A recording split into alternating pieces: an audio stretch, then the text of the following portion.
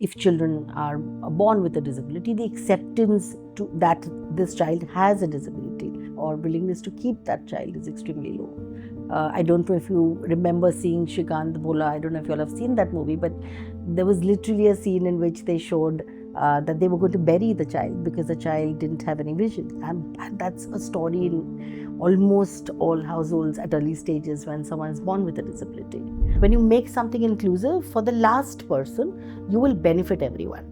And that's how everything has been. What is this text that we do? It was meant for people with hearing impairment. The texting was meant for somebody with a hearing impairment. And look at how where we are. We can't live without that. Yeah. Right. As a society, if we have to move forward, there's no way you can leave a whole bunch of people behind. And we're not talking about a small population. We're talking about 150 million people. Right? And that's a huge population to leave behind. In any class, typically you will see 3 to 5 children who will have some kind of special need. The resistance that we see for understanding or accepting the space of inclusion is very high. Don't you feel angry, frustrated, tired of it all? Every day. Every day.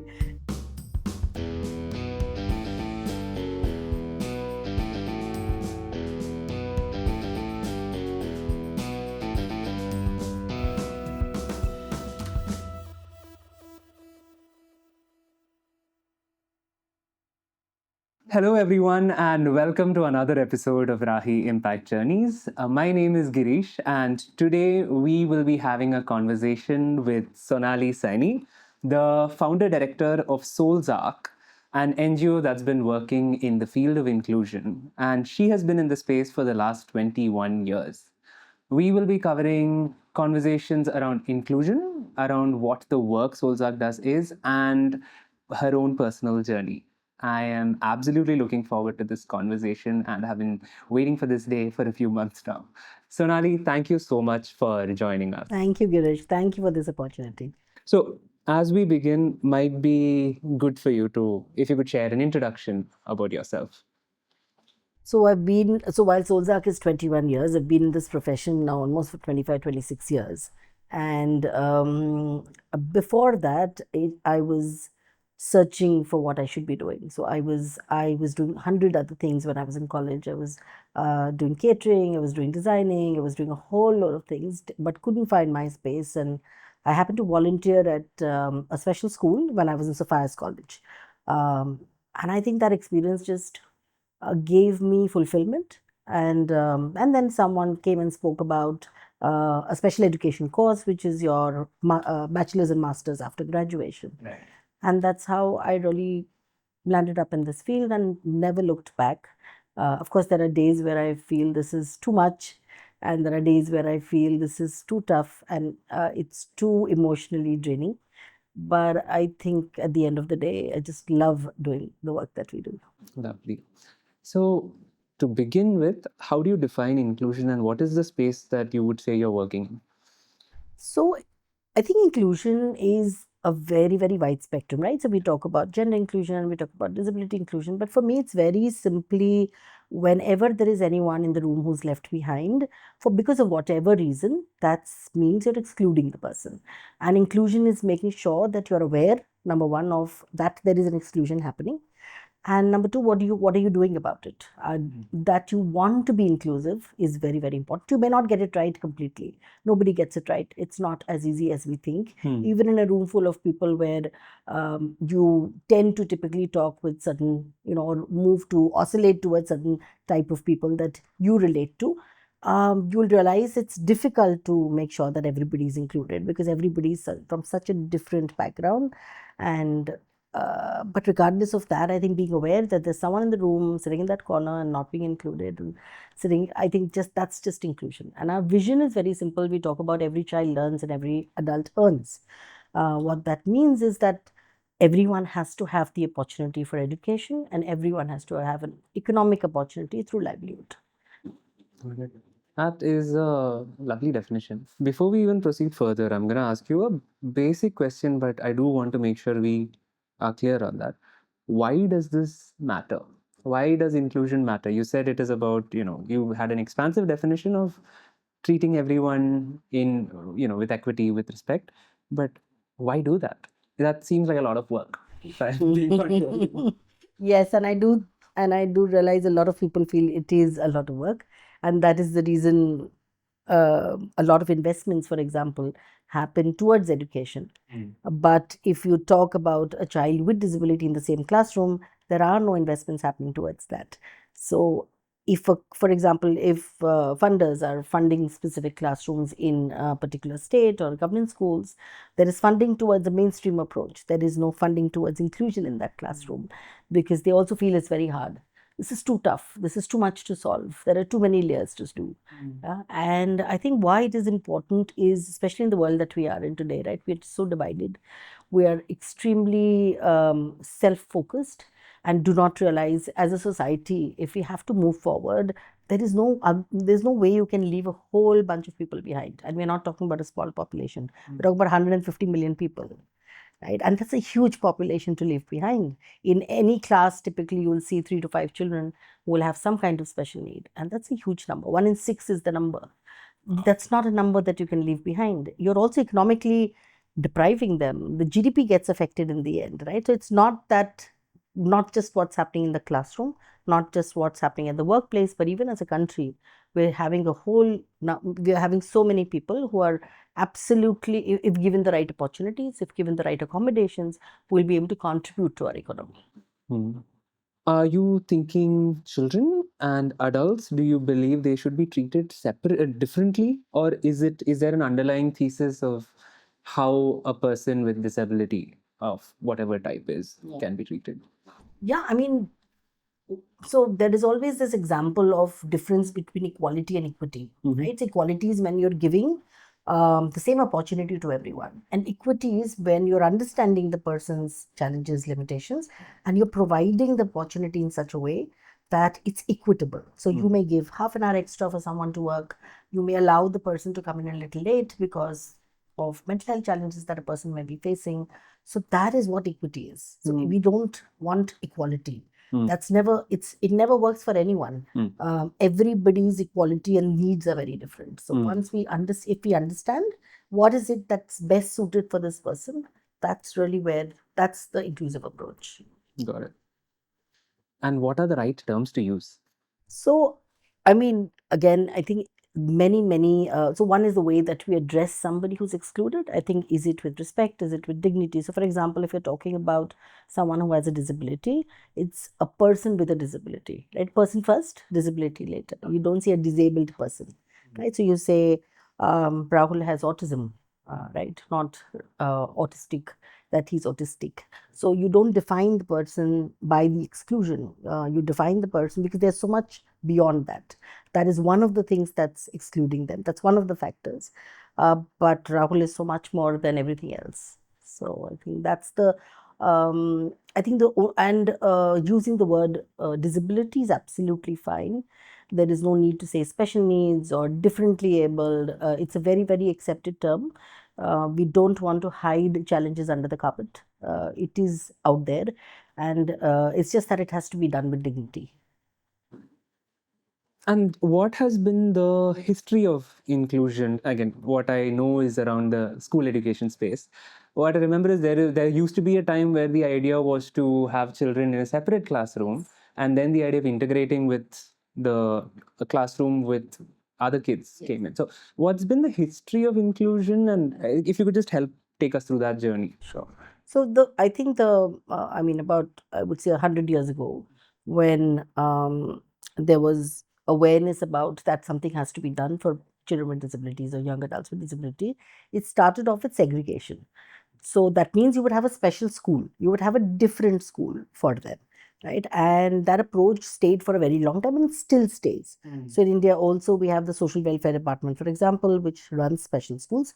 But because India has an inclusive policy and inclusive education is important, critical, and the right of every child, the number of special schools have reduced considerably. Does that mean that some children, no child will require segregated approach? That's not true. There will be some children, but that's a very, very small percentage of children. So you can say about 5 to 8% of children who may need segregated approaches. Most of the other children will be able to learn in a mainstream classroom. And now, after segregation came something called integration. So, integration means that you are in the same school premise, but you have a separate classroom. Right, so you're kind of integrating them in certain periods. So extracurriculars are together, sports is together, music is together, or whichever some periods that are there, and the rest is where you're learning separately. So that's also an approach which continues even if you look at developed countries, it is also still there. You will find certain classrooms where there is a separate classroom which is there. And then comes the inclusion approach, right? When you say inclusion, that means the child is within the class, attending the same learning or doing the same learning, doing the same activities as all other children. But the classroom is made in a way that it's more inclusive, not just for that child, but for anyone with differences, right? So that would mean, for example, if the child requires certain seating, it may be a special chair in the classroom. If a person has a wheelchair, it may be a ramp and open space in the passage so that the person can move through the wheelchair.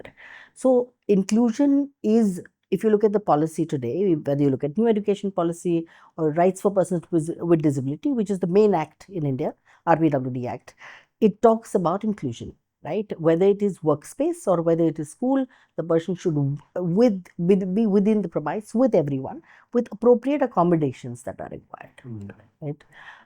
Yes, that's where we've kind of moved from a medical model. So earlier everything was about medical diagnosis and come to a social model, but I think mindsets still haven't crossed. Mindsets are still very specific to thinking about medically what needs to be done with the child rather than socially what needs to be done with the child. So while the laws and the rules are there in India, the implementation of those and the mindsets and attitudes of, let's say, teachers, employers are still not at a point where they're inclusive. It's changed a lot though. I mean, I've been in this space, like I said, for so many years now, and what it was before and what it is now, there is a huge difference. We still, but in rural areas, especially where services are not available, there's a lot of myth around disability. You will find more challenges, obviously, in that area, and inclusion is very, very, very far away. And where would you say would be the leverage points? Like, I think theoretically, yes, everyone everywhere should be treated equal. But from where do I start to fix the problem? I'm understanding that one is definitely you're thinking of schools. But is there anything more? Where all would be those leverage points? So, of course, it starts at home. Early awareness is most important because most of the time in India, I mean, I can tell you stories of challenges that we've seen, especially in rural areas, where if children are born with a disability, the acceptance to that this child has a disability, or the willingness to have that child, or willingness to keep that child is extremely low. I don't know if you remember seeing Shrikant Bhola. I don't know if you all have seen that movie, but there was literally a scene in which they showed that they were going to bury the child because the child didn't have any vision. And that's a story in almost all households at early stages when someone is born with a disability. Some of the disabilities are invisible. It's even harder to accept it. So you look at my hearing loss, which is mild, or you look at mild autism, you look at learning disability. These are even harder in terms of accepting. So one is at home. Are the parents aware? Is there enough understanding? Is there enough help from the doctors at Asha worker stage, right? So that's where it starts. And the sad thing is most of the doctors themselves are not aware of how to, don't understand disability and don't know how to guide the parents for children who have disability. So it starts right there. Then you have the Anganwadis. Most of the children are not even going to Anganwadis. So you have almost less than 30-40% of children who are actually going in with disabilities who are actually going in Anganwadis. So the early stimulation is completely missing.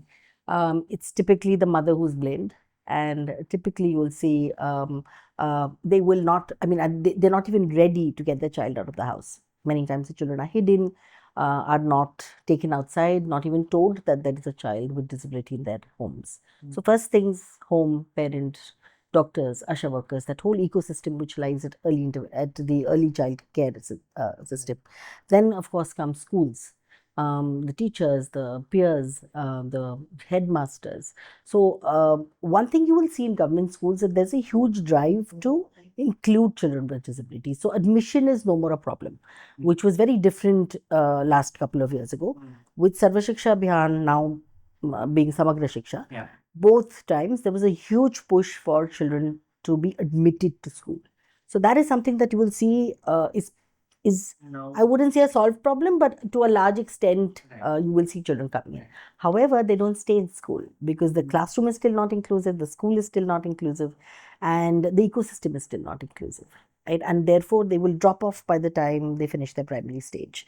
So you'll see most of the children enrolled, but most of them not going to school. Sometimes they'll go, sometimes they will not go, sometimes. I was just on the field last week in Varanasi, where we work with the Samagra Shiksha in the Inclusive Education Department. And we I think it was raining very heavily. It was some 115 years record, and the schools got closed. And we actually had a donor visit that day. And so we went to homes, and we do work with parents at home.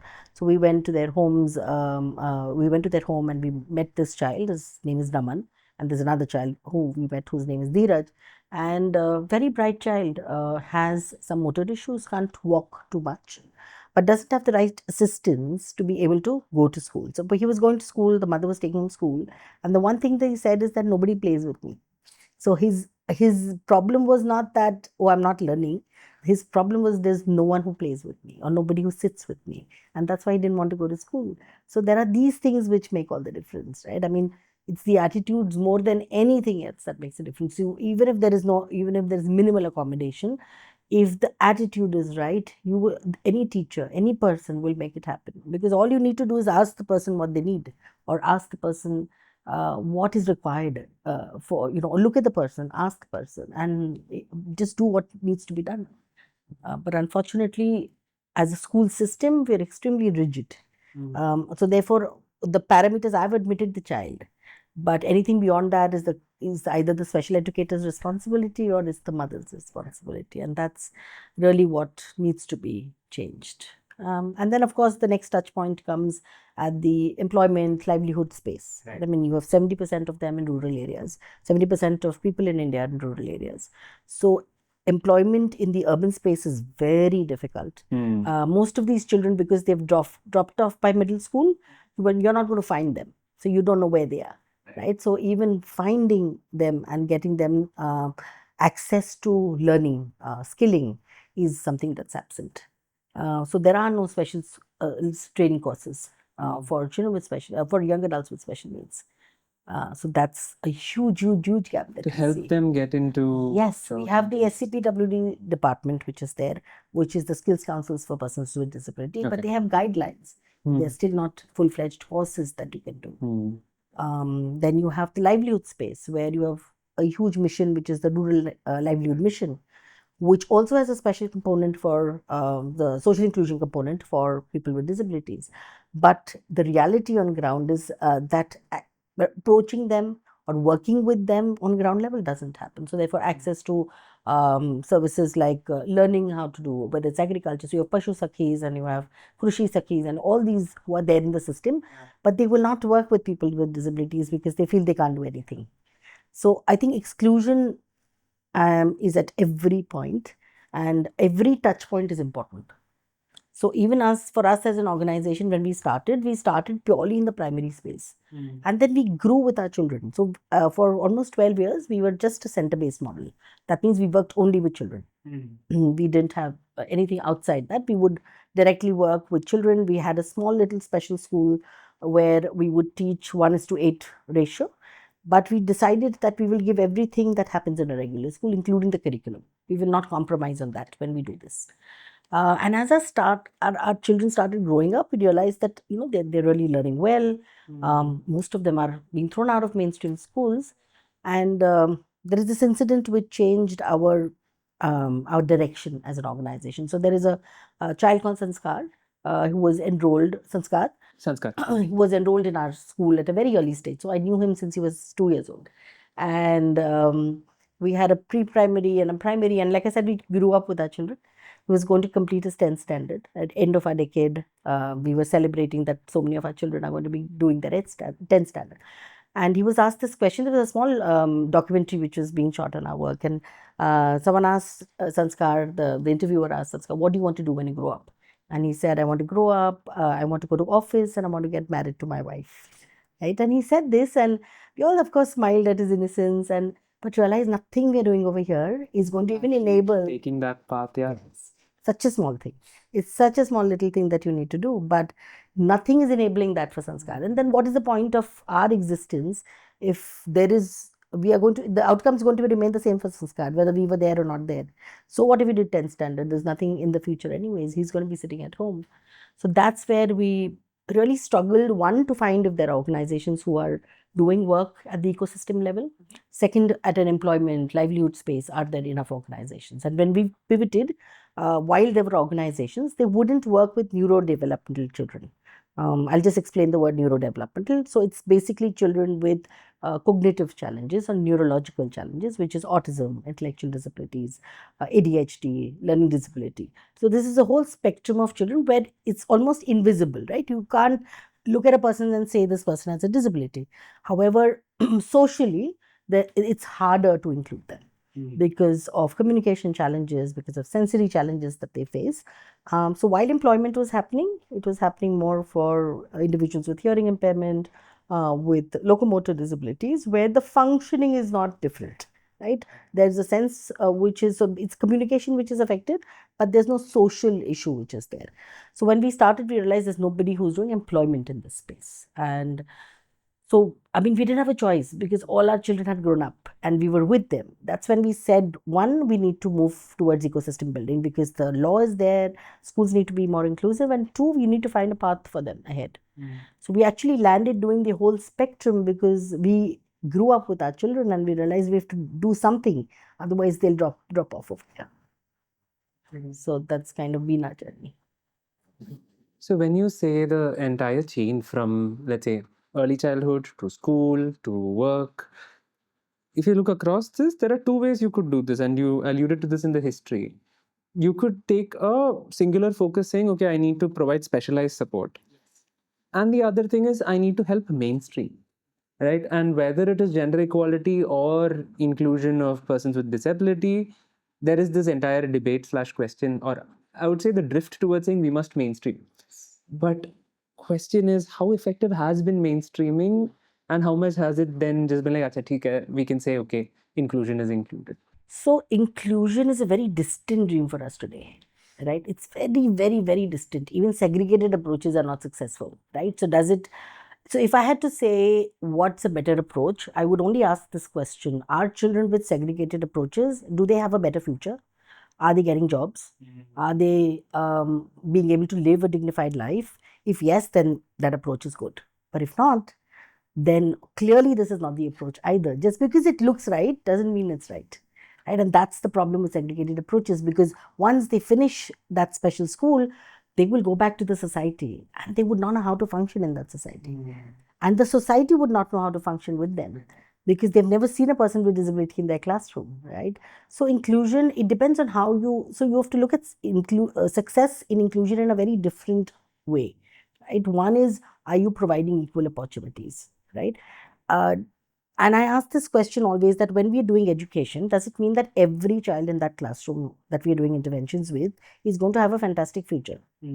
Clearly, each one is going to have their own path, right? Same thing with a person with special needs or a person with disability. It's, they're going to have their own path.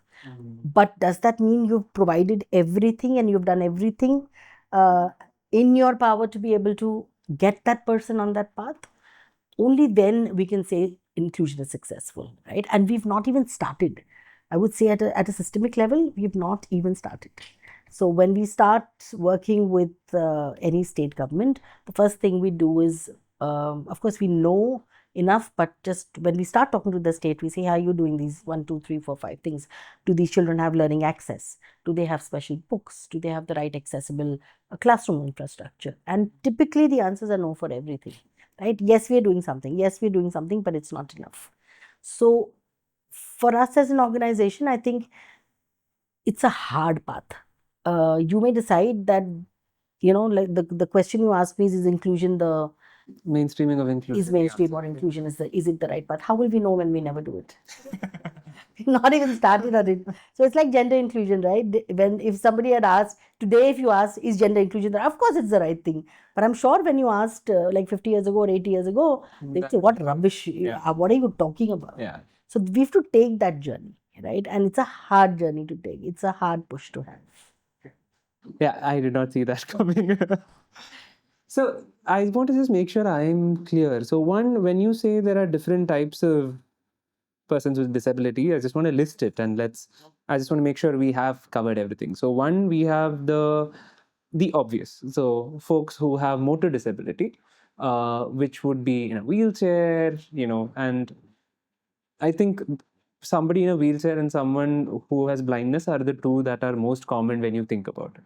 But then comes slightly less visible, which is other physical impairments like hearing loss, etc., speech deficiencies, difficulties. And then the third category you're saying is the neurodevelopmental, where this is an entire host of options. It could be with autism, it could be with ADHD, and what else are we? Specific learning With disability. specific learning disability, which has stuff like dyslexia, Yes. Dyscalculia, dysgraphia, yes. Okay, got it. Which is difficulty to in Read, reading, write. writing, mathematics, Yes. etc. When you talk about the first one, easy to understand. Second one, kind of get it, right? Let's talk a little bit about learning disabilities. Can you describe the life of a child who's going through it? Because I just want to put us in the lens of what the child goes through so that we can appreciate it. So I think the context, if I had to visualize, I mean, the movie Tare Zameen Pe kind of really captured it very beautifully, right? Here's a child who's intelligent, who is extremely creative in different ways, but starts becoming day by day because of the learning challenges that the person's facing in the classroom. There's no understanding by the teacher, by the parent, or by the child of what's happening. Why am I not able to learn? So the frustration that one feels because you're not able to learn, and no matter how hard you're trying, is extremely frustrating. And cognitively, you're kind of confused on, am I not? What is wrong with me? Right? It's almost that's the question that yours. What's wrong with me? So I'll give you an example of some of the children, because when we would work directly with children, especially with specific learning disability, we had a whole bunch of young adults that we were working with. We had a tie-up with this college who would include children with specific learning disability. There is this young adult, Sridhar, who came to us, I think, when he was in grade 11. And he could not write, you could not understand his handwriting no matter what he did, right? I mean, he wrote slow, he wrote fast, whatever. I mean, you could not understand. He could not write a sentence. But did that really mean that he could not learn? Right? I mean, you have technology today. So he works with Ernst and Young today. Oh, lovely. So that's what. So all he says, but I still get scared. So I met him recently, and he said I still get scared because I've not told anyone I have specific learning disability. If they ask me to write a letter, I don't know what I will do. Right? So he moves with his iPad, and of course now it's easier because you have the phone and the iPad and the computer everywhere. But he was extremely scared because he's like, I mean, I know exactly what's to be done, but I just can't write, right? And that's a huge challenge for me. So I think it's the accommodation was so critical for that child at the early stages, whether it is text to speech, whether it is allowing a computer or getting somebody else, a writer, a scribe. That is all that child required, right? The learning was already happening. He would hear, and he would be able to reproduce whatever is happening. He would be able to comprehend what is happening. But his frustration in learning became so high that he didn't want to learn at all, because he's like, the school system doesn't exist for me. I don't know what this is, and I don't know, and therefore I don't have the belief or that I have the ability to learn. Right? So the learned helplessness in that sense comes in. So it's harder for, I mean, I don't want to say harder, but it is, yeah, it's really hard for somebody with a specific learning disability, because the system is, I mean, they know that they're just as smart as any other child in the classroom, but there's something that's stopping them, and nobody's giving them accommodations around it. And I'm glad you brought up Tare Zameen Par. I think one of the things that we should also remember is that they are children, right? Which means they feel, they have big emotions, and yeah, it can be intensely frustrating when the world is not built to Accommodate, yes, absolutely. I think I saw on LinkedIn just today. You had posted about, I think Solsak had posted about how a piece of text looks to a child with Yes, just like dyslexia, that. and I thought that was quite a visual. So, yeah. So you spoke about the different disabilities. So in India, in before 2016, we had 7 disabilities which were recognized. Okay. And then after that, we are signatories to the RPWD Act, in which there are now 21 disabilities which are recognized in India. So you have disabilities like conditions like autism, which was added, dwarfism, acid attack, leprosy, leprosy cure. All these got added to the definition of disability after the 2016 Act. And Your how blood related disorders. interesting. And how does that change things? What is the value of a policy like this? So the value is so uh, so there is value, and then there is a whole load of stuff. Yeah. So again, categorization by itself, in my years of experience, I can tell you, doesn't help. When you say somebody has a locomotor disability or someone has a visual impairment, what does that mean? I can't understand whether they can see blur, they cannot see at all. What is the functionality, right? So a lot of the space is now, which is where we are still medical. We are still saying uh, this disability, this disability. We are naming 21 disabilities, Right. but it doesn't tell you what this person can do, right? Or what the person's exact challenge is, because it's a spectrum. Every person on not just disability for that matter, we're all on a spectrum, right? So so imagine something like attention. We are all on a spectrum of attention challenges, right? Somebody may be able to really attend very well, somebody may be able to multitask, and then you have somebody on the other end who has ADHD, attention deficit disorder. So we're all everything is on a spectrum. So even when you talk about mobility, we are still on a spectrum.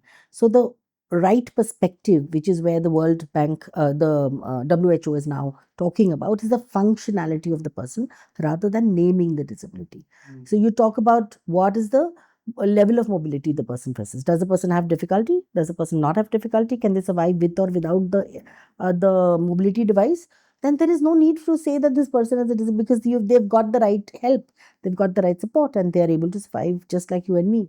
So the shift from, which is where I said, while the RPWD Act recognizes the 21 disabilities, and that leads to a lot of policies and support from the government, at the same time you have this whole other side which also doesn't, yeah, which boxes you, which then limits people's understanding of you, right? And functionality is the only way. I mean, I can't run 10 miles, you can run 10 miles, and that's your mobility functionality, and this is my mobility functionality, right? If we start looking at it like this, it won't look as complex as we think, right? I mean, I wouldn't run then a 10-mile marathon, I will run a 1-mile marathon. And that's exactly what inclusion is. It's knowing what your limitations are and knowing what your strengths are, and then just working through those. And just as you talk about this, I think I don't you feel angry, frustrated, tired of it all? Every day. Every day. Every day when we start, especially when either we are in front of a government officer or we're in front of a funder, or we're in front of, the resistance that we see for understanding or accepting the space of inclusion is very high. I mean, we've gone to all mainstream funders and said, here are the 4 children in your classroom. Why would you not invest in making sure that they are included? And the same thing that you said, oh, it's too complex. I don't think that's not our mandate. I mean, that the children are learning is your mandate. How can it not be your mandate? The same thing for employment, the same thing for skilling. How can it not be your mandate? You're working in a village, you're doing livelihood project, and you're leaving 80 people behind. How is that? How is that justified? How is that okay? And that's the problem, that more than anything else, that's the issue. And that boils down to every level. right? Whether it's somebody who's funding a project to somebody who's doing a project. So you'll see many, of course, there are hundreds of poverty alleviation programs in India, but they're not disability inclusive. Why would you? Yeah. And for me, I think forget all the complexities of learning disability and all of that. Nowadays, because I have a family member with some amount of limited mobility now, when I go to a building and then I just see that there are steps or I see that there is no lift, it's one of those things that I like doing now where I just check with the security guard saying, okay, I just climbed some stairs. Is there a way to get in with the lift? Yeah. Because I'm just like, I mean, once it is personal, once you realize that there is Yes. a different perspective to the world, it just, there is so much anger. Like, and so I think one of my early engagement with disabilities, so my undergraduate project was to design a 3D audio-based game for visually impaired children. Ah, Right? So it's like, how do you teach them orientation and mobility? that's interesting. And at that point, the one insight or one thing that was a passing thing that everyone knows is that, which I didn't realize was, visually impaired children are taught to walk, but they are never then taught to run or jump or use their bodies in more than that basic safe way. And then you think about it that we always try to get them to okay. Yes. You don't Bare realize minimum. yeah, and you don't realize they're full children who have a full range of hopes and desires. So Yeah. anyway, a little rant of I'll mine. give you two examples of exactly what you said. So one is someone called Vineet who runs today a fantastic organization called Atypical Advantage. Ah, And yes. yes, and Vineet has done I don't know, trekking, marathons, and he's completely blind. There's absolutely no vision, and there is a tandem cycling. There's no sports he's not done, and you just see how he has bloomed. And then when you go and in the and work in the area that we're working in, like, oh my god, this child could be Vineet, you know but the gap between the opportunity Vineet had and the gap that this child has, especially in government rural schools, is so wide that that journey is extremely daunting to us also. That I wish we could get everybody to be like Vineet. And then there is another person who's running this organization called Adventure Beyond Barriers. Yeah. Right? Yeah. The Divyanshu. Divyanshu. Yes. So Divyanshu actually runs these sports events with corporates where you get sensitized to what does it mean to work, to run with somebody with a disability. And I still remember one of my friend always participates in those events. And she said in the first time that I had gone, I felt very noble and I felt very, like, wow, I'm doing a great job of everything. And the second one, she said, I had a runner who was younger and could run faster than me. And she said, just broke all my ego because I'm like, oh, where is that nobility? I couldn't run with him. I was panting and trying to catch up with him. So yeah, I mean, I think it's just the perspective and just which is why children need in a classroom you need to have diverse children, extremely crucial, and that's something our children don't see, that diversity.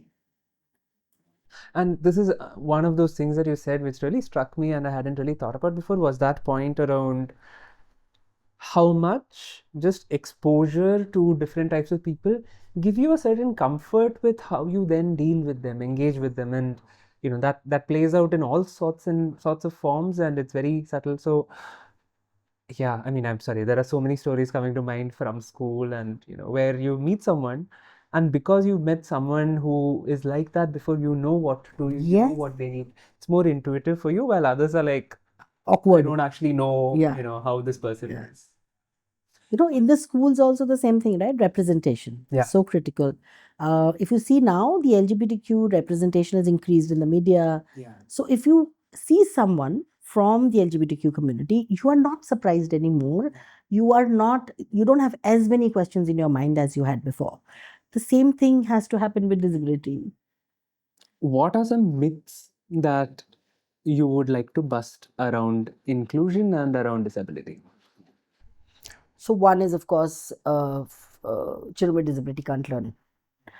Young adults with disability can't do jobs. I mean, those are the biggest, most obvious myths. The other is also the extreme side where people with disabilities are very inspirational. So that's another one, right? I mean, nobody needs to be inspirational. They are human beings just like you and me. So that whole thing around inspiration is not taken very well by the community of people with disabilities, because for them it's like, why are you making me inspirational? I'm just like you and me. Person. Yeah, I'm just like you and me. Just treat me equally. That's all that's required. So that's another one which typically we miss out, right? So we keep, unfortunately, the word Divyang has been coined today. People with disability don't like it very much because they're like, I'm not Divyang, I'm not doing miracles, or I'm not doing so. And that's the problem, that while you're trying to provide dignity and respect, Putting them on a you're pedestal. also putting them on a pedestal, which is never a good place to be. So you want to be treated just like any other human being, and that's all that's required. So if you ask a parent, and we've of course worked with thousands of parents over the years now.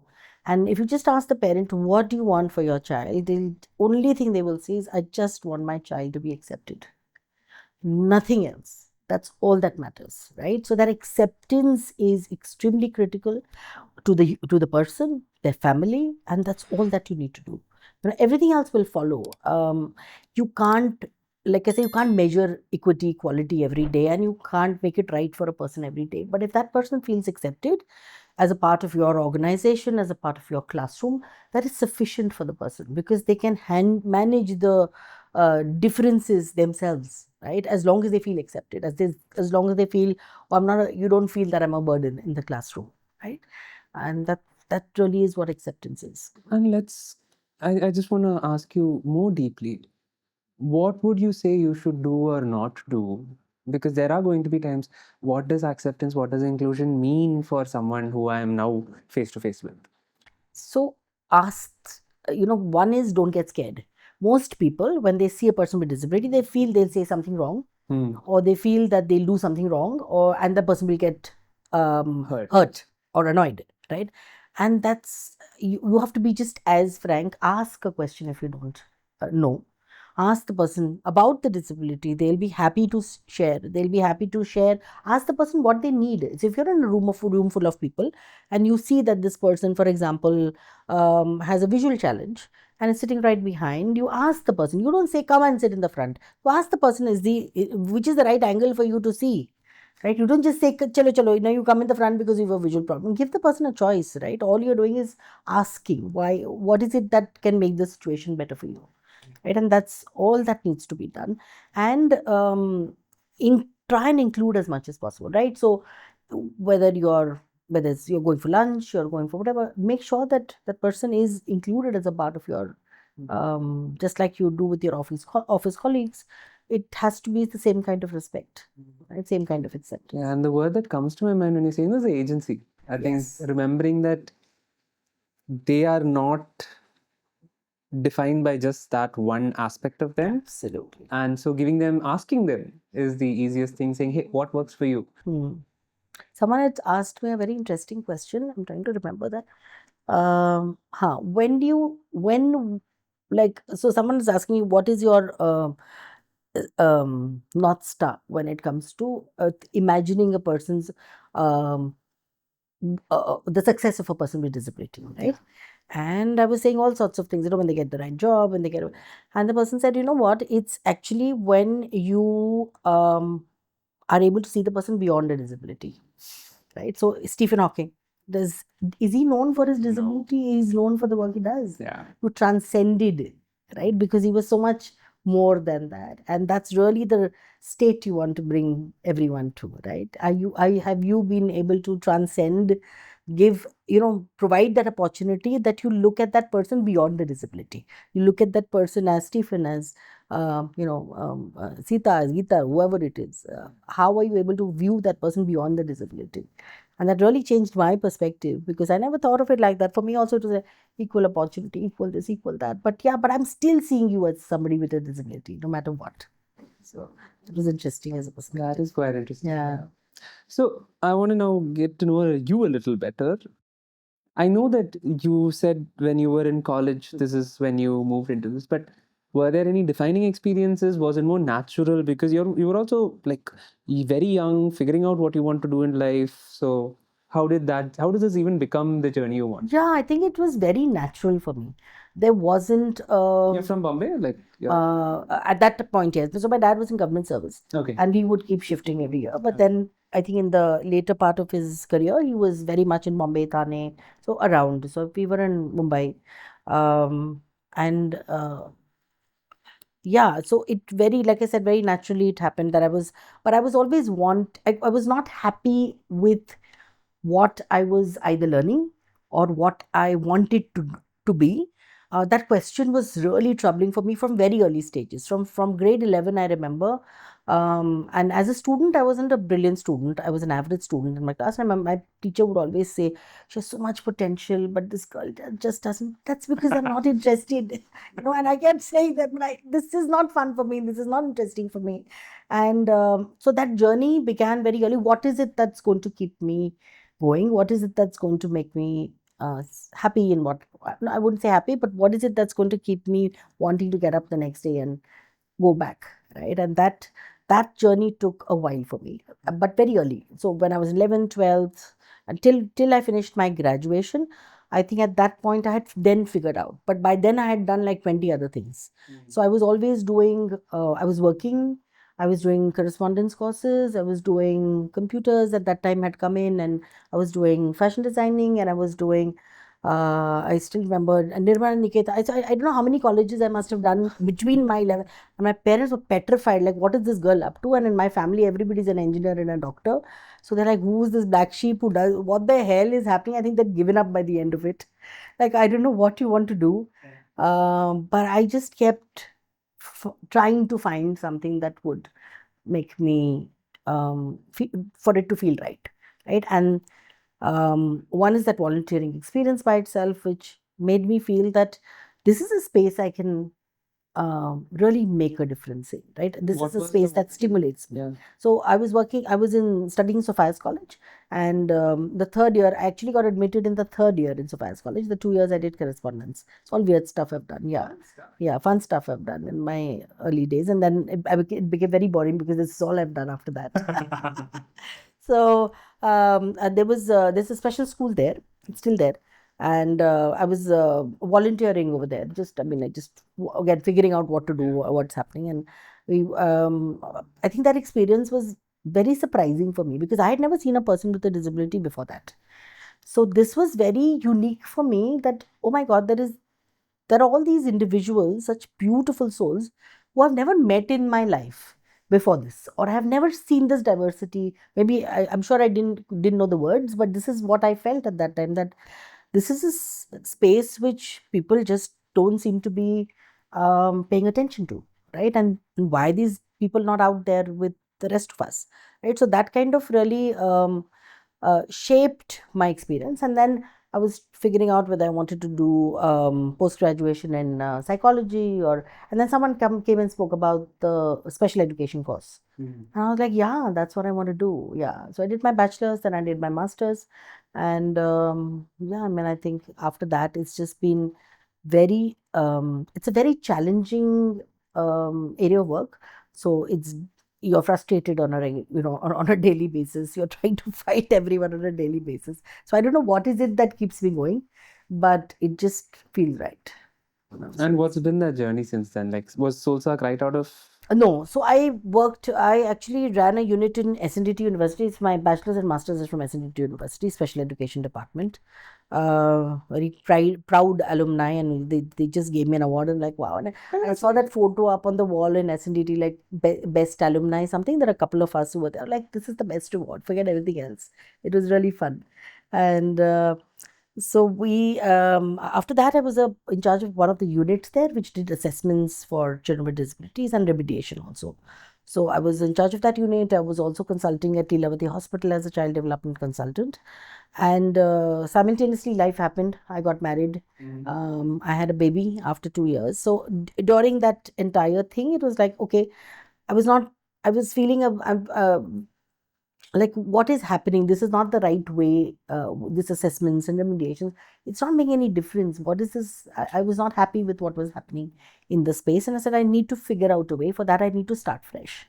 And that's where I started. I think about 3 years after my masters, I started with Solzak after doing a couple of work, I mean, couple of things there.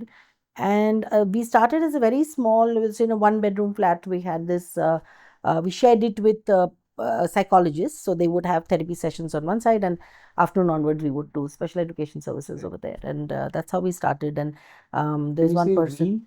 we, Yeah, yeah. So there was we, as in early stages, there are a couple of people who joined me. There was a girl called Farzana who joined me. I was working with Aga Khan Bagh, which is very close by here, and helping them in their special education resource room space. And she was there, and she said, "Okay." I mean, I said, "Why don't you join me? I mean, I'm here." And so she joined me, and then we had a couple of therapists who were there with me. And yeah, that's how we started. Grew very fast. In the first 4 years, we had 3 centers: one in Mumbai, two in Mumbai, two more in Mumbai other than us. So 3 here and one in Pune. So, wow. and those were all people who worked with me at that point. So Right. special educators who came and they're like, this is what we want to do. There's stuff that's happening outside. We're not happy with what's happening outside. This is making sense. So I think at that, and yeah, I mean, that's how we were doing that. We were consulting a lot of other schools around. We're trying to set up more inclusion resource centers for them. So we did a lot of work around training teachers. So that's how it was for the 10 to 12 years then. And we had therapists at that point. It's a very different structure. And very segregated structure, right? So we had our own school which we would run. We had, I think we had 40 children that we would work with at that point of time, 1 teachers to 8 ratio. And we had these 4 little classrooms. I still remember those colorful classrooms that we had. And that's how we were working for a very long time, till sanskar happened, and till we shifted that perspective that how many children can we really make a difference to in this by doing this? What can we do to make a larger difference and a sustainable difference so that children like Sanskar have a better future, right? And we don't just do something because we don't just provide remediation assessments outside the way, we actually create that path for them, yeah, for the future. And so then how did it shift? What is it that Solzak Oh, does now? that journey's been, every time I think, I'm like, I was happier in the earlier one. So why did I get there? Yes. So we never raised funds during this whole time, right? So Okay, well, from parents, it was a. yeah, so it was a fee structure, and anybody who required, we would raise relatives, say sponsorships, this, that, and the other, cross subsidize wherever we could. So very happy Yeah. in that little space of ours where we didn't have to go and Lots of control. lots, yes, right there, right, and you could make the difference right Yeah. there. Yeah. And then we decided to take this crazy path. And I think initially what we did is we started working with a couple of schools to understand what is happening in the classrooms. Why are classrooms not inclusive in spite of the policies being there? So we worked with a couple of small non-profits around to say that, hey, listen, we want to come and we want to make sure that children are included in the classroom. They have the right mindsets. They wanted to do this. Right. But it's just that they were like, I don't know how to do this. Yeah, how do I do this? So we started working with them, helping, and we did a lot of work around curriculum from day one. So there are no learning materials for children with special needs, even today in India. There are no specialized materials that you can just go and get, or a school has, or anything like that. Special educators just sit and create those, right? So we did a lot of work around standardizing some of the stuff, just stuff that we would make. And we still had this, I still remember this two big Godrej cupboards we would have of files and files and files of stuff that we would keep, and we would Xerox it every time we needed. You needed it to. Yeah. So that was the day. And so our when we started doing this with schools, the school said, hey, this is very helpful for other children also. Can you help us? Can we do this with others? I'm like, of course you can do it with others. And then realize that, oh, inclusion is not just about children with special needs. It's also a whole lot of other children who are lagging behind. So our approach is extremely useful for anyone who's lagging behind or not learning at the grade level. So that was the aha moment for us at that point of time. And then after that, we landed up working directly with Educate Girls, which was a mad journey. I knew Safina. Safina came to our center, and I mean, I met her at Dasra, and we just hit off and invited her to our place, and she saw our kids, and she was very, very warm with everyone. And then said that, listen, we're doing this program in Rajasthan. Can you develop, even our children have some special learning needs. Can this apply to them? I said, okay, here are the worksheets. What do you want to do? Tell me. And she's like, okay, this we'll do. And then she got her team and they said, लेकिन ऐसा नहीं चाहिए, वो ऐसा चाहिए, फिर आप बना के देंगे. Like, okay, we'll make it. So we didn't know what we were getting ourselves into when we started this journey. We didn't know we were a part of the DIB. Aha. Yes. Okay. So this was, so I always keep telling Safina that if you ever would have told me, I would never have jumped into this because it was extremely scary. Yeah. So it just started as an experiment, even for her, even for us. And then we were just so immersed in understanding how this learning challenge piece can be resolved in the classroom. We had never seen a rural school. So the first time I went in Rajasthan, saw a rural school, I could not sleep for 2 days because I saw the difference between what's the lives, the India here and the India there. And yeah, I mean, we learned a lot. We understood what scale means. We understood what the actual education system looks like. Because when we were going to private schools, NGOs here, it doesn't represent what government school systems are, right? I mean, so it just opened our eyes up. And yeah, after that, it's never been looking back.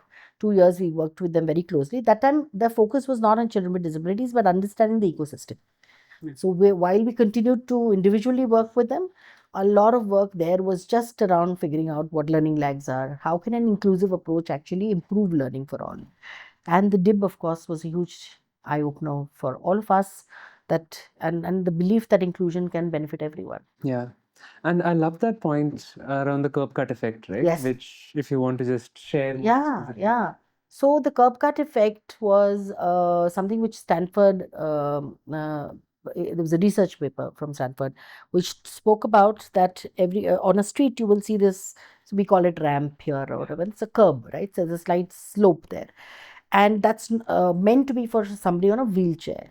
But who all uses it? You will have people who are pregnant, people who are old, Those who are carrying a who are carrying bags, who are carrying luggage, anyone who's had an injury in the leg. So that's the curb cut effect. When you make something inclusive for the last person, you will benefit everyone. And that's how everything has been. What is this text that we do? It was meant for people with hearing impairment. The texting was meant for somebody with a hearing impairment. And look at how where we are. We can't live without that. Yeah. Right. So most of these inventions have been extremely inclusive, which is why we say technology or digital in that sense is very inclusive. Yeah. It does look at the last user. It does look at the last person who's using that, and is it possible for them to use? So you'll find large fonts in your phone. You will everything you're going to find. So your phones are the most accessible, and none of us can live it. But all that has come because it started off thinking of somebody with a disability. That what if someone has a vision challenge? What do we need to do?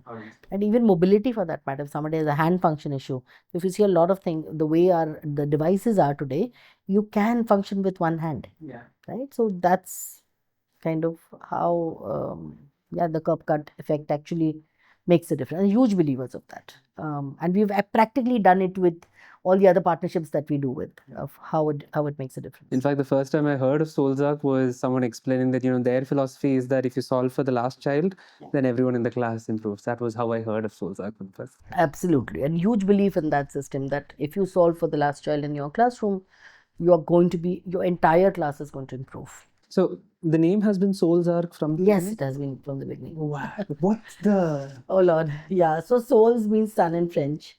And I don't know, don't ask me why we kept it. So when we started off, we were working with children, and we started off with younger children. So we wanted some nature's elements. So we started looking at sun and trees and flowers and all these things, and the psychologist who was working along with us suggested the word souls, because souls means sun in French. Okay. So that's how the souls came in, and ARC was Assessment and Remedial Center, because that's how we started. We started doing assessments and remediation for children, and then we started doing a lot more. Right. Which is where we dropped then the acronym, and but the ARC of course still remains.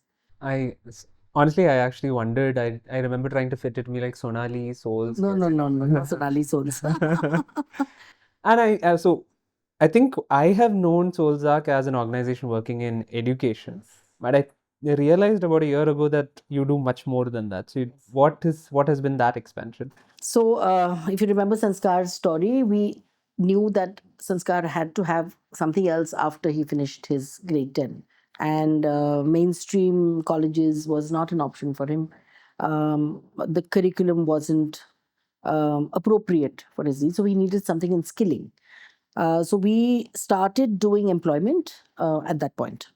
When we pivoted, we did two things. One, started in education, started looking at large scale interventions, and then started figuring out how do we bring employment as a part of our program. Right. And so that's where we started, and we again the same issue that the curriculum is not as per their need. There is also acceptance issues from the industry itself. So giving jobs to somebody, especially with autism intellectual disability, is unheard of. So when we did a very informal survey to figure out how many people in India, for example, are employed who have autism and intellectual disabilities, and I think less than 100 across the country were employed at that point. Wow. So that's the number that we started off with, saying that okay, that's a huge problem to solve. And then we started adapting the courses from the sector council. So we knew that we needed a base, right? So you can't just start creating your own curriculum and skilling. So every skilling has a sector council. So it's retail is retail sector council. It's hospitality, that's a sector council. So we actually approached them and said, hey, this is a huge problem. We want to do something standardized, but we don't have curriculum for this. So will you be kind enough to give your curriculum so that we can adapt it, and can you revalidate that this works? It took us 2 years to get the curriculum from the first person we spoke to, because they couldn't understand what we are trying to do. Right. And If I may pause, this yes, is related to NSDC. this is this is the NSDC. So the skills, your national skills program. Yeah. This is exactly related to that. Okay. So every so NSDC has courses which are primarily also run by sector councils. Right. So Got it. every sector And would they have set its own the council. curriculum and Yes. the skills framework. Correct. Got it. So the National Skills Council will give a framework, and the sector councils will then create a curriculum around it. Got it. So that's how it kind of works. So it's if I had to do education equivalent, it's like the SCRT and Understood. the NCRT and the yeah. SCRT kind of thing that is there. So that's how we started actually a journey around employment. We didn't know where we were going. We didn't know who we would go to, and we started approaching different industry partners. We did our first pilots with Big Bazaar. Okay. Where we were, and Vinith, the person I mentioned, was actually a part of Big Bazaar at that point. And we did a lot of experiments around how they can be a part of the logistics and other things that were there. And then the pandemic hit, and we didn't know where we were going. And simultaneously, we started talking to Amazon. Amazon is an extremely inclusive organization, and they already had people with other disabilities who they were working with, and were keen to explore how this would work. So during the pandemic, we started having more conversations. Essential services were on, so we actually did a few pilots at that time, even during the pandemic, where we had a couple of our students. There was a proper sanitization and all those things were considered when we did those smaller pilots, and then saw that this is something that's possible. Yeah. So after 3 years of working with them, their HR, their systems, we actually started doing the employment then for them. So Amazon is still one of our largest partners, and we've trained about 500 young adults with with autism and intellectual disabilities so far, and employed about 125 as of date today. So that's the employment. And like we scaled in the education program, we also wanted to figure out how do we take this larger, because on a one-to-one basis, there's only this much that you can do. Yeah. And we started looking at the National Urban Livelihood Mission, but it's very dysfunctional in India and it hasn't worked very well. And the realization there that 70% of people are living in rural areas, and the solution that we are building is very, very urban and tier 1 urban. Yeah. That was the solution. So we started figuring out, because we are working with government systems, and that's the ambition, to take this to scale with government, National Rural Livelihood Mission is where we zeroed down on. And we now do livelihood. So we started a pilot in Gujarat with National Dairy Development Board, NDDB, as a technical partner. We approached them and said, listen, this is what we want to do. They said, we'll be happy to be your technical partners. We can't do anything much, but we have a model village called Mujkawa. It's a cluster of 7 hamlets. And we do a lot of our experiments there, and a lot of our work happens over there before we take it anywhere else. You're most welcome to. We'll introduce you to the panchayat. We'll introduce you to the people, and then that's how we started our first rural livelihood project. And I think it's one of the most amazing program and extremely enriching program, because you realize how the ecosystem in the rural areas is far more inclusive than the urban. So roads don't make you, don't make accessibility happen. It's the people who make accessibility happen, and the warmth and the acceptance of people in rural areas is far, far higher. Yeah. So when we went, we presumed that, the children in rural, the young adults in rural areas must not be invited to any of the weddings, because we wanted to measure what is their social. Right. They're like, no, they go everywhere. We take them everywhere. So it was very surprising for us that in education we've not seen that, but suddenly in livelihood we are seeing this entire different space. So it was, and then when we started, there were 7 people that the panchayat said had disability in that cluster. And now it's been 2 years and there are 82 that have been identified. So it's literally door-to-door survey. It is finding out where people are. It's doing PRAs. It's a lot of learning curve for us as an organization, because we didn't understand nor livelihood nor employment. Yeah. So that's the piece. And now that is scaling with Meghalaya state government. Right. So it's Meghalaya is one of the most beautiful places to work in, but one of the most hardest people to work in. In Gujarat, in a single village, you will find that cluster has 5,000 people. Right. In Meghalaya, one cluster has like 25 people, 35 people, out of which maybe one person may have a disability. It's very tough terrain to work in. Yeah. But the government, I think, is extremely, extremely good. They really want to do this. So while this is one of the hardest states, we also know if we crack it here, we can do it everywhere. Yeah. Okay. From Solzak's perspective, so from what I now understand, you still run the center. Yeah. And you still... We call it the lab. It's very, very small. Okay. The employment program still happens directly. Only in employment. Only in employment. Yes. Okay, got it. So there are 2 major pieces. One is you're working systemically in education across multiple states, and livelihood now. And second, around livelihood, also at scale, working with governments. Yes. In different states. Just started. Yeah. Oh, got it. And that's separate from employment, which you are doing directly. Yes. And support. Yes. These 3 parts. One of the things that I really like about Solzak, and I want to understand more, is you have been one organization I've noticed has a lot of collaborations with other nonprofits, right? And like we were discussing, there's a vertical. There are certain things I do myself, and there are also things where you plug in very nicely to others' missions, right? So, yeah. So I think for us, one is it's a huge learning field, right? I mean, education is so vast. So if you have, then there's so much intersectionality when it comes to disability. So you have girls with disability. So if you don't understand gender, you won't understand the challenges of girls with disability and how to manage them, because there's a slight different layer that you need to look at when it comes to that. Then you look at caste. You look at, challenges around caste and religion. Again, an intersectionality which is common to everyone.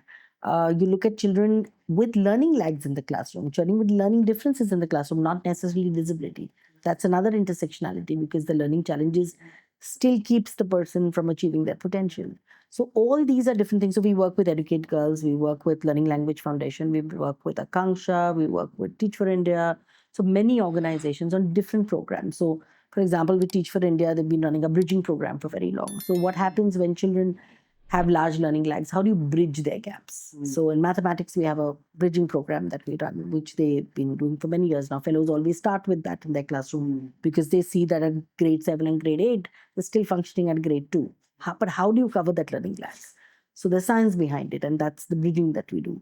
With Educate Girls, we've been working on designing their learning programs, because context to girls, also the exclusion is very high. The girls come in schools at grade 3 and grade 4. The challenges are their learning needs are very specific because of the challenges that they're facing. It's also generational. It's also a first generation issue. So you have that as another angle. So all these become help make our programs stronger, help make our programs more inclusive. Because just because we are working with people with disabilities, we can't say we're inclusive, right? Because we don't understand all these intersectionalities. Yeah. So it's very, very important for us. I think as an organization, and we've often been questioned about this, that why are you doing this and why are you doing that and why are you running here and running there and running here. But the value that it brings to our team is immense. And we would never, it's also the way everyone's functioning. So it's not just about the exclusion and the inclusion piece, it's also about learning from different organizations. Somebody is operationally very strong, somebody is very deep in research. So an organization like Educate Girls is extremely operationally crazy, right? I mean, the scale at which and the depth at which they work is crazy. Somebody like Learning Language Foundation is so deep in research, extremely entrenched. We are co-working on developing this learning equity TPD for learning equity, which is around the caste and religion. That one module, I still remember, there were so many experts that they got. There is research around it, there is study around it. So the depth at which they went, Go into the really depth of it. So those are learnings for us as an organization. You know, the way Teach for India, for example, gets fellows to really champion the cause, right? I mean, everything has been a learning for us, and we take it back to our work. We redesign with these elements, and it just makes it stronger. I want to double down a little bit on this idea of how the experience of disability or inclusion may be different. Let's say one across urban and rural spaces, but second also across socioeconomic classes, right? How does that, like, I mean, if, because now you have also had that entire spread of experiences, so how does it play out? Because there are these, I think, हमारे नजरिए में there is this, like, the way we look at it is also biased to certain notions that Yeah, I mean, surprisingly, there isn't much of a difference. Surprisingly. So, I mean, we always thought that because parents would be more educated, there'd be more acceptance, there would be, you know, less challenges around. So, one of the biggest barrier that we see is all these babas and all these religious people that people go to every time there is a diversity in India, right? So, every time, not, I would say, every time there is a challenge, where we run to is like a god man, right? And that is also one of the biggest challenges in our space. But surprisingly, that happens even with educated parents. And we've had people, I mean, engineers who've had children with autism, and they're doing exactly the same thing because somebody promises them that the child will get healed. So, and spending crazy amount of money for things like that. And the same thing we're seeing in the rural areas. Yes, I think the generation now is a little more accepting. That change I'm seeing. But when we were working in the urban and rural earlier, we would still see the same kind of challenges, both places, in terms of acceptance, in terms of, you know, running to these godmen, trying to find a cure for the child. And it's not easy for a parent, right? Any parent, their entire life spins when they figure out that there is a child with disability in there, because, and they also don't know how to, they don't know what to do. So it's not something you come with manual, or somebody's there to guide you for it. You are figuring it out along your way. And the kind of challenges they face from the society are also extremely high, because everybody is like, bichara ye ho gaya, bichara wo ho gaya. Your mother would have done something. So you'll see a lot of broken families there, because the acceptance is, the relationships are broken. A lot of single mothers that you will see, the fathers have run away. So you'll see this very, very commonly in parents of children with special needs. And that's, I think, another common area, both in urban and rural. You will typically see mothers taking most of the responsibility, and the fathers not accepting that their child. So for them, it's almost like, I remember talking to a parent, he said, "Mera bachcha aise ho hi nahi sakta." No, it's that ego. Yes, that's the ego. So yeah, I mean, yeah, but I think at a social level, I still feel rural is far better than the urban. Far better. It's far more accepting. If you do awareness in rural areas, if you try and bring about, like Bujkawa, where now we have about 52 people doing livelihoods in that cluster. There is not a single person, whether it's the panchayat or anybody, who looks at them, who respects all of them, respects their families. The acceptance in that cluster has come up very beautifully, which we would never have seen in the space of education. Which is where the contrast between education and livelihood we really experience. That education is, because the children are growing up, because they still don't know what the future is going to be. It's still that phase is still something that will not lead to inclusion very quickly. Whereas in livelihood, the moment you see someone earning money, living dignified lives, earning a living, you will immediately see that shift The very point of quickly. the point of that you make of how you are more than your disability, I Yeah, think it's easier to see once they have an understand. alternate Yes, identity. yes, exactly. Whereas in education, there is no alternate identity. So it's And it's a linear scale of how well you're able to do academically. exactly, So, which is not the, which is never going to be hugely, the change is not going to be that huge. It's be a fraction of people who will do extremely well academically. But I think, which is why education livelihood, I feel the connection between education and livelihood is completely missing in our system. You think that education, doing well in education should lead to better livelihoods and employment. Clearly not. Yeah. So I think that was a big learning for us as an organization, especially somebody who's so rooted and has such strong belief that education can make a difference. I think realizing that both have their own path and are unfortunately not connected is not is difficult.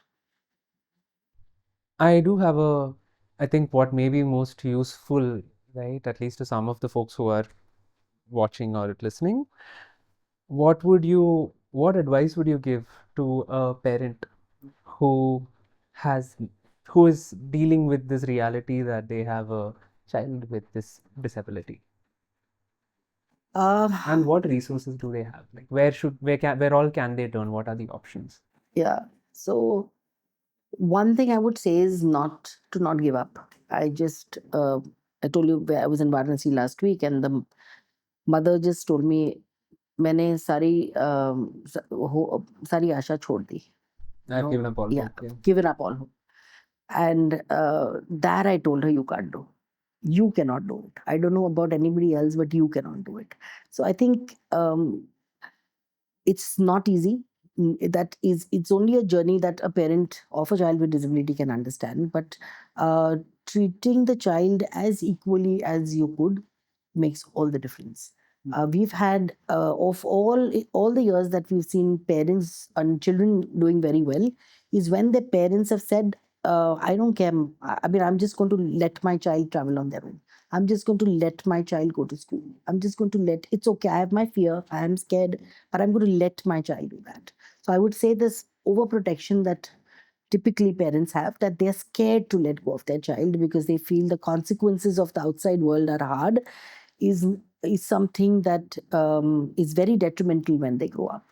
And the more the parents have let go and had belief in the system, um, and the world outside, the better it's been. I'll give you an example of this young adult who's to. We had a parent when we had started our course who came from Pune and said that, listen, I wanted to know about your course and this and that. I'm like, yeah, we're doing this. And he said, listen, I want to enroll my child. So I was like, okay, will you be shifting to Mumbai? I said, no, he'll come from Pune every day. Oh wow. This kid used to come from Pune every day to do our course. And there was floods in Mumbai at that time, and we all panicked because we knew he was on the way back. And we were frantically calling the parents, and the parent was not picking up the phone, and we're calling him, and we're calling everybody, and we're all getting scared. Where is he stuck? Where is where? And we called the parent, and they said that, don't worry, he's going to be fine. He has an alternative battery. He will keep seeing his movies. He'll listen to songs. Don't worry about him. Why are you all worried? Then they are consoling us that you don't worry, please. So that is just amazing, I think. And I still remember he was a young boy, so he would love, he would keep staring at young girls in the bus. And I think one or two times somebody came and slapped him. Oh no. And I was like, I didn't know what to, we tried to explain to him, like whatever. And then I told the parent that, this is up. I said, it's okay. I mean, he's got slapped. He'll not do it again. So it's fine. So it just took, yes. Yeah. And that's who you need to be. Just blatant that this is life will teach my child what it will teach, and I don't need to overprotect.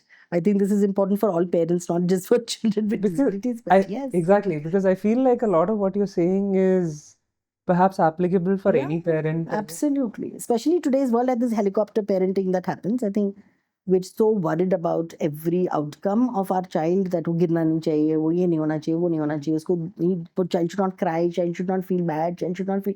But I think if you just look at our parents, and then they were like, it's too sad, too bad, deal with it. Yeah.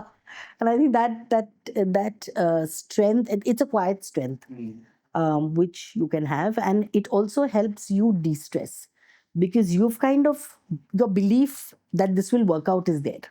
Right? So I think for parents, that's very important. Like your belief that this is, if you do your best, things are going to work out in whatever form and manner that it will be for your child, I think is the most critical for any parent.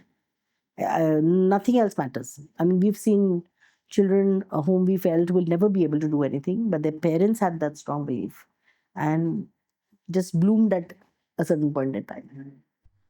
Yeah, and I'm going back to the next natural question that I had was, and what would success look like? But I think you already have shared with it that it's different for. Yeah, it's different for different people, and it's already, it's, I think for me, one thing is stuck when you transition, um when you stop looking at the person as a person with disability, that's really what success will be. You start looking at the person like a person, that's success. There's no other success of saying जब वो rocket पे बैठेगा, जो astronaut होगा और जब ये होगा, that's not success.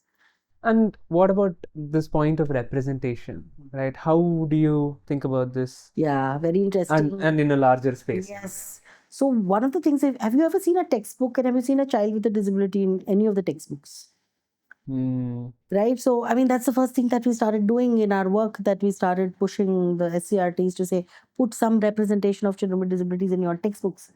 The ads now have started having people with disabilities. So now there is a lot of shift in the media that you see. Not as much as you would want to, but yes, you will see a lot of movies now coming up on the aspects of disability, right? Whether it's Tare Zameen Pe or Sitare, or which was that movie? Chandu Chandu. Yeah, so many. So there are many movies now coming, and also characters in movies who have a disability, who have differences. I think that is now, that really leads to social acceptance. So I think that representation is key in all aspects, and normalization is key. You know, that whole aspect of I don't remember the name of the serial that I had watched on TV, but there was a person with wheelchair, and it was about their college life, and the normalization of that person that they had done was everything. It wasn't about the disability, it was just about the person facing challenges just like any other person, like, you know, being in that age, being in that space. It was beautifully represented. So I think the representation is also moving now. There's a lot more respect, there is a lot more, it's not a bichara character anymore. So I think all that will make that representation is crucial, whether it comes to media, whether it comes to education, having children in school, right? I mean, who have disability, extremely crucial. And I think when we talk about who plays certain characters, I remember this somewhere I was watching this point that, well, if there is a role, if there is a character who is in a wheelchair, and you cast an able-bodied actor in the role, the issue with that is that you can get any other character and this, but a person with disability, person who is in a wheelchair, this is the limitation of the roles that they can play. It cannot be the other way. So, But I mean, that's changing too. So if you look at, sorry, I'm extremely bad with names. Um,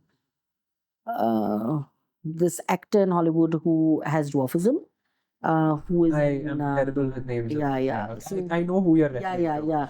So I mean, he's in all sorts of movies. He's in all sorts of. So again, it's all about our perception, right? It's all about understanding that a character having disability is one factor. All the story doesn't have to revolve around the disability. So I think that is the that's where I'm saying transcending that aspect of disability and looking at the person beyond the disability is extremely crucial. And zooming out from parents, if we have any, if we talk about anyone who in their regular life, what would you say you should do? What would you say you should do? What can we do as individuals first? And then we can move on to what systemically we could push for. Yeah, I think one is being aware of your surrounding, being aware of who's being left out in your surrounding, right? Oftentimes, we don't even realize that there is somebody being left out, right? And also making sure that representation is equally there, right? In your organization, is there someone with disability who's working? Encouraging someone who comes in the organization, understanding the kind of accommodations that they require. If you're working in a school system, are you working with children with disabilities in your classrooms? Extremely crucial. There are so many organizations working in FLN today. How many of them are working with children with special needs in their programs? And so it's extremely important to be inclusive in everything that you do. You may not hit the solid mark. You may not say, oh, we've successfully ensured that FLN outcomes are equal. That's not the intention. The intention is to be more inclusive, to be more aware, and to be more equitable in anything that we do. Got it. So I think whether it's education, whether it's livelihood, whether it's poverty elevation, I think any of the things that anyone is doing, or even if a person is working in an organization, making sure that your policies are inclusive, that they are not, that you are able to invite people with disabilities to apply for your positions, include them in the work that you do. More tactically, what could you do? Like, if I double click on that, right?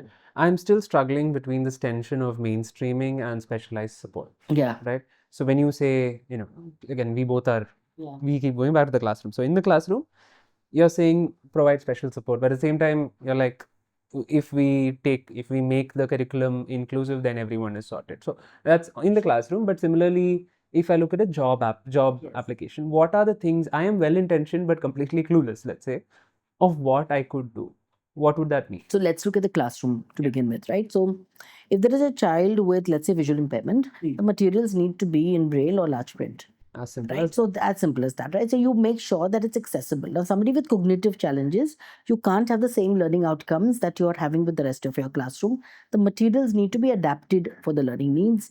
That means you will, if you're explaining something in 2 steps to other children, you will have to have more scaffolding to be able to explain somebody with cognitive challenges. Complexities need to be reduced so that the what is it that you're trying to teach becomes very obvious. Proper accommodations need to be given. So I'll give you examples. Children have, let's say somebody has a learning disability. Let's say they have dyscalculia. They have a challenge in math. Yeah. Now, what would you do if, let's say, for example, they were teaching division? What would you do? Typically, they would struggle in multiplication tables, right? So you give a multiplication log. That's an accommodation that you do. Right. You give them multiplication tables. You don't have, everybody doesn't have to remember multiplication tables. Those are accommodations. You give extra time to that person. You give what is required for that person to learn to the best of their ability. The teacher also needs to be aware of different things. Like, for example, if there's somebody with a hearing challenge in your classroom, you don't face the blackboard and talk. You face the person and talk, so that they can lip read, so that they can see you. The lights need to be proper, so they can see your face and they can lip read. So there are very small strategies that can be done to make sure that, and ask the person. Most of the time, ask the person what's most appropriate. Like I said, seating arrangement. Right? What is best? Which is the most comfortable? Where do you want to sit? Any child will be able to answer that. Right? Where do you want to sit? Which is the best place for you? So ask what they need. Ask the parent how the child does well. So many times we've seen the child is doing everything at home, but when it comes to school, they're not able to, because nobody's asking the child how can they accommodate. So I think under the RPWD Act, reasonable accommodations becomes a very big piece. So making sure that those reasonable accommodations are given to the person, and modifications wherever are required is essential. If you have somebody who's going to be on a wheelchair, is your place wheelchair accessible? Right? Is your desk appropriate? See, everybody sees the ramp. The problem happens when you go inside. The desk is too high for them, right? Or too low for them. The wheelchair will not go in. Somebody with dwarfism, for that matter, right? Similar things. The height makes all the difference. The height of everything is higher. So how are you able to accommodate some of these things for the person? So looking at, and again, it's not a disability specific thing. It's a very person specific need. Not everybody who has a physical disability has a wheelchair. Somebody may have a crutch. Somebody may have any other form and manner in which they would need the support. Yeah. So looking at the person, understanding what they need, is asking the person what they require. I think it's not as complicated as we think it is. I think my heart aches with that point, saying, actually, if you just give it a little bit of thought, then it's so much easier for so many more people. Yeah. It is. But what have been our successes? I mean, just for a little ray of sunshine, like at a, I know. Where have things changed? So we started working with the Tamil Nadu government in 2020, when, again, during the pandemic, and I think after the pandemic opened up, our interventions really shaped up in Tamil Nadu. So Tamil Nadu has now become the first state to have adaptive learning materials and accessible learning materials for every child with disability in their classroom. Their learning levels are getting measured.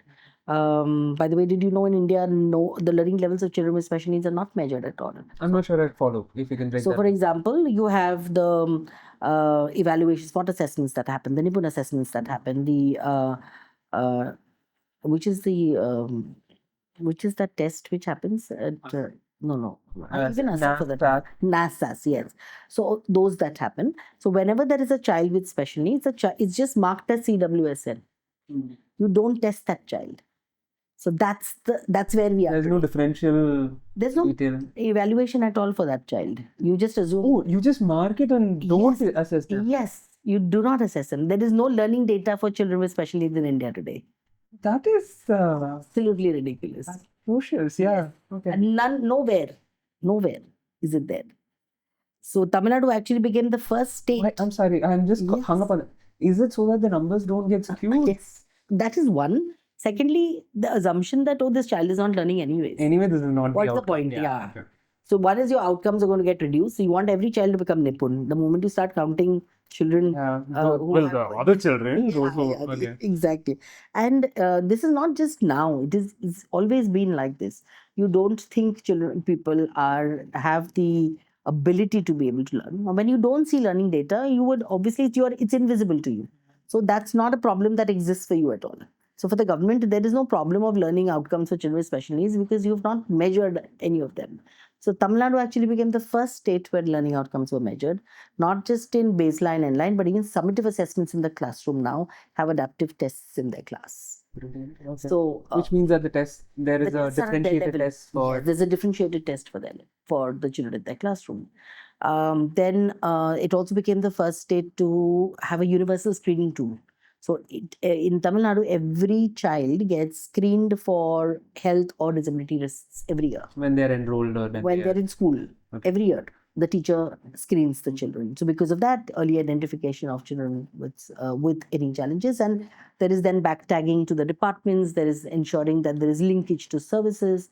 So a lot has happened, and for us, that model, the adoption of all the work that we were trying to do in Tamil Nadu, has just shown how beautifully this can actually play out. make a difference. Why do I remember something with milk packets? Yes, so there is awareness messages which went on milk packets. So they had disability awareness, inclusion awareness messages that were put on milk packets. Which I think is so cool because milk packets are ubiquitous. Used by everybody, exactly. And then the education minister on Children's Day took an oath for inclusion. Every school then followed, and even now, on every first Monday, the oath gets taken that we promise to be inclusive. Oh, lovely. Yes. So the intent was very true, not a tick box and not a check box.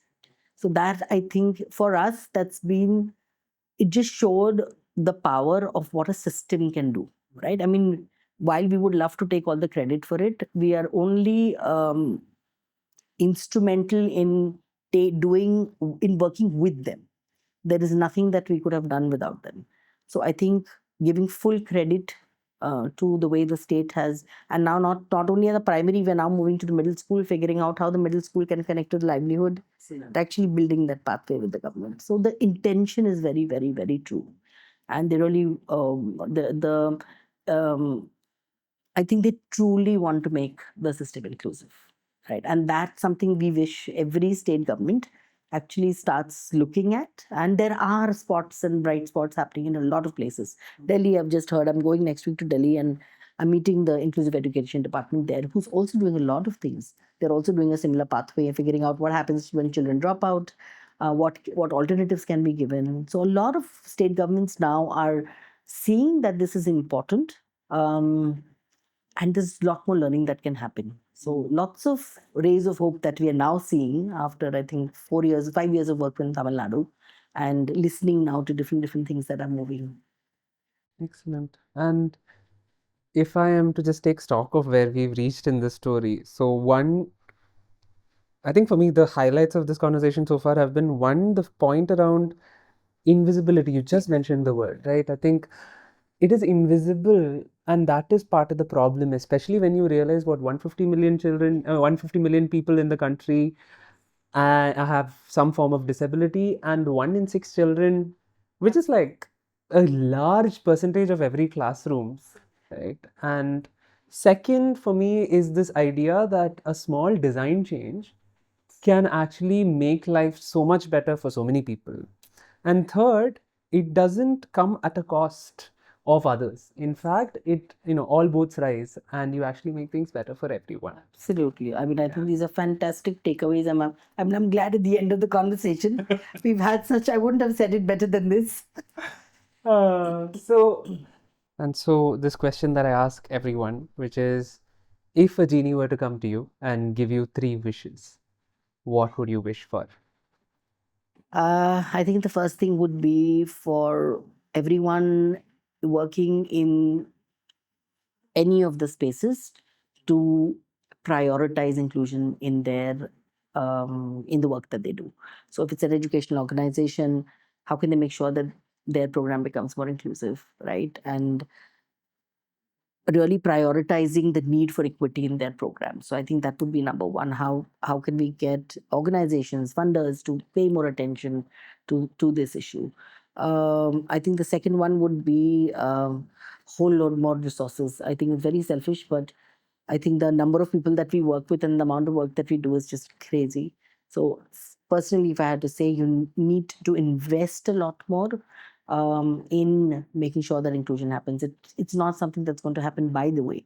You need to consciously invest towards that. So I would say that, and yeah, I mean, more and more people wanting to come in the space of inclusion. I think that would be my. And what would be a starting point for these people? So just a short follow-up, which is, if I am interested in learning more and I am a layperson, where would I begin? So I think just like me, I started with volunteering, right? And that really made all the difference. Something. Just do something, just volunteer. There are so many special schools around you. There are so many mainstream schools around you who have inclusion cells. Just volunteer somewhere. There are organizations working on sports and disability. There's wheelchair sports. There's so many things. If you just get up and see, you will see this world around you, and once you experience it, there's no going back. You can no more say that, the bug will bite you. You will make sure that you will not leave behind this. You've seen it, right? It's become visible to you. Yeah. It cannot become invisible anymore. That is a very powerful point. So now I keep going back to this idea of try things, do something, and when you do that, you learn and then grow. And you're right. I think if invisibility is a problem, once it's visible, it's very hard. Never going back. Yeah. Yes. Lovely. Thank you so much, Sonali, Thank for you, Ganesh. all this time and all these thoughts. I'm very glad that we were able to do this. Thank you, everyone, for watching or listening. As I have to say, if you are interested in understanding the social sector more deeply, the nonprofit world more deeply, or if you're looking to grow professionally, Raahi Impact Journeys is built for that. Reflections on the social sector, on life, on what makes a meaningful set of choices as you live life. So please do consider subscribing and do share this with others who you would think will find this useful. Thank you and see you again. Thank you. The same thing has to happen with disability. Cat has decided to come out. Hello. You We may have to okay? take another pause. Yes, you okay? I think we are allowed this. Hello. We are allowed this. Please come in front. I don't know. Do you want to pick her up? So we No, she doesn't like to be picked up. She'll only come when she wants to come. She's a typical cat.